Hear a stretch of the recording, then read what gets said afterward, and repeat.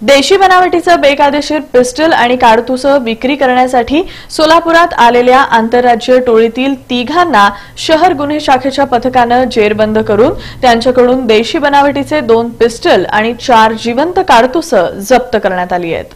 कर्नाटक राज्यातून महाराष्ट्रात अनेक ठिकाणी देशी बनावटीचे पिस्टल तसंच जिवंत काडतुसांचा छुप्या पद्धतीने व्यवहार केला जातो। देशी बनावटीचे बेकायदेशीर पिस्टल आणि जिवंत काडतुसे विक्रीसाठी सोलापुरात आलेल्या आंतरराज्य टोळीतील 3 जणांना शहर गुन्हे शाखेच्या सहाय्यक पोलीस निरीक्षक रणजित माने यांच्या पथकाने जेरबंद केलंय।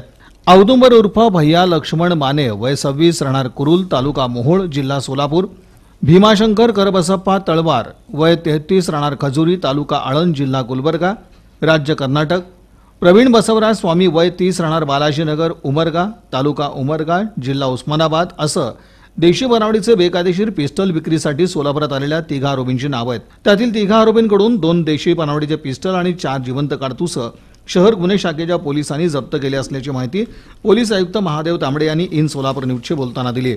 गुन्हे शाखेचे एपीआय श्री रणजित माने यांना अशी एक गोपनीय बातमीदारामार्फत खबर मिळाली की काही लोक देशी कट्टा विकण्यासाठी आलेले आहेत शहरामध्ये।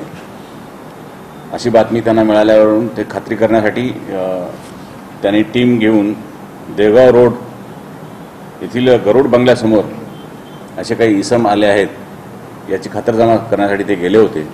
त्यांना ज्या प्रकारचं वर्णन आणि माहिती मिळाली होती त्यावरून त्यांना सदस्य इसम त्या ठिकाणी दिसून आले।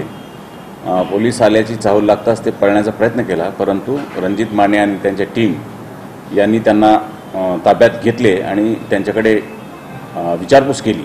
विचारपूस करून त्यांची झडती घेतली असता त्यांच्याकडे आपण पाहिले की 2 कंपनी मेड पिस्टल्स आणि 4 जिवंत राऊंड्स त्यांच्या ताब्यातून त्यांनी जप्त केली आहेत। असा एकूण 1,04,000 रुपये किमतीचा मुद्देमाल मिळून आला आणि तो पोलिसांनी जप्त केलेला आहे।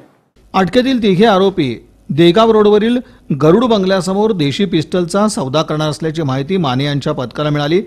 मिळालेल्या माहितीनुसार शहर गुन्हे शाखेच्या पथकाने देगाव रोडवर सापळा रचून 3 आरोपींना पिस्टलचा व्यवहार करताना रंगेहात पकडून कारवाई केली।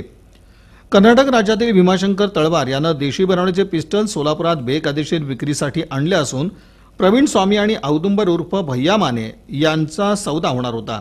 सोलापूर जिल्ह्याच्या सीमेवर कर्नाटक राज्य असल्यानं या ठिकाणी अनेक वेळा डझनावर बनावट पिस्टलची विक्री होत असल्याचं पोलीस तपासात निष्पन्न झालंय।